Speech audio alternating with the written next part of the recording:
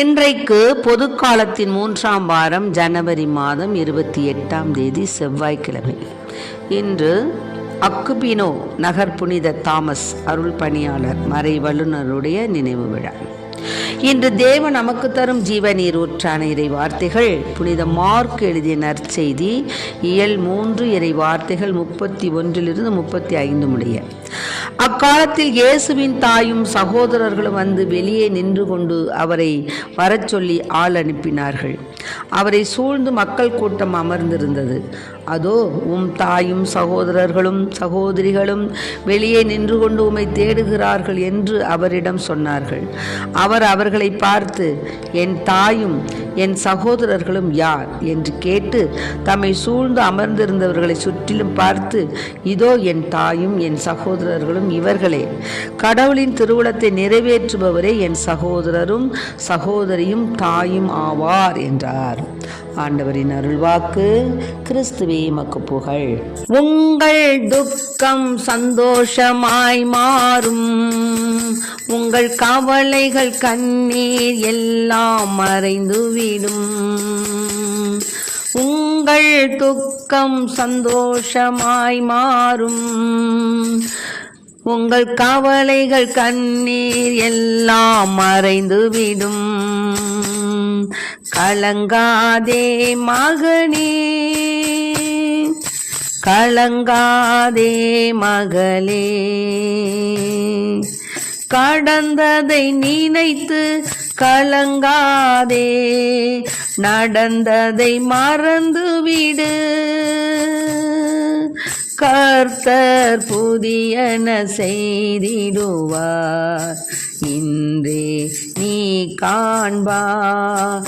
கலங்கிடவே வேண்டாம், கலங்கிடவே வேண்டாம், என் இயேசு கைவிட மாட்டார்.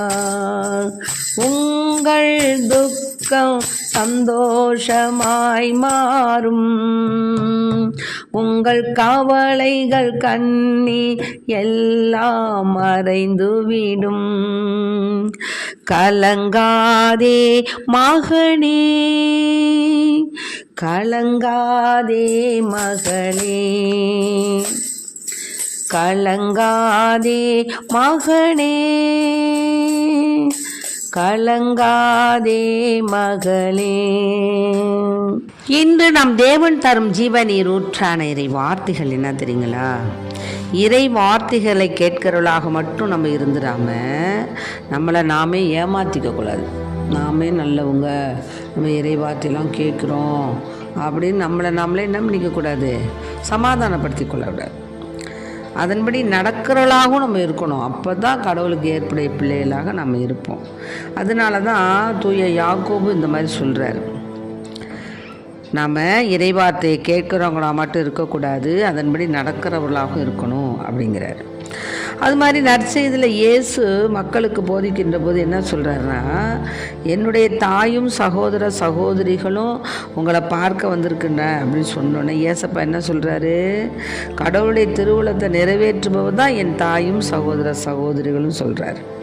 அப்போ ஒருவருடைய பிறப்பினாலோ அவர் சார்ந்த குலத்தினாலோ அவருக்கு பெருமை இல்லை.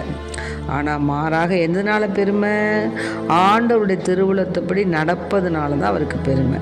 ஆகவே நாம் என்ன செய்யணும்? இப்போ இந்த இடத்துல நம்ம கொஞ்சம் கேட்கும்போது, என்ன ஏசப்பா அவங்க தாயும் சகோதரரும் வந்தது அப்படி ஏளனமாக சொல்கிறாருன்னு நினைக்கக்கூடாது. அவர் தன் தாயும் சகோதரனும் சகோதரிகளும் வந்திருக்காங்கன்னு சொன்னதை ஏற்றுக்கொள்கிறாரு. ஏற்றுக்கொண்டு அவங்கள நேசிக்கிறாரு, அவங்கள வெல்கம் பண்ணுறாரு. அதுக்கு மேலே ஒன்று சொல்கிறாரு. என்ன சொல்கிறாருன்னா, என் ஆண்டவருடைய திருவுளத்தை நடத்துகிறவங்க, ஏற்று அதை கடைபிடித்து அதன்படி வாழ்கிறவங்க தான் என்னுடைய தாயும் சகோதரன்னு சொல்கிறார். அதனால் இந்த இடத்துல அம்மாவை அவர் புறக்கணிச்சிட்டாருன்னு நம்ம நினைக்கக்கூடாது.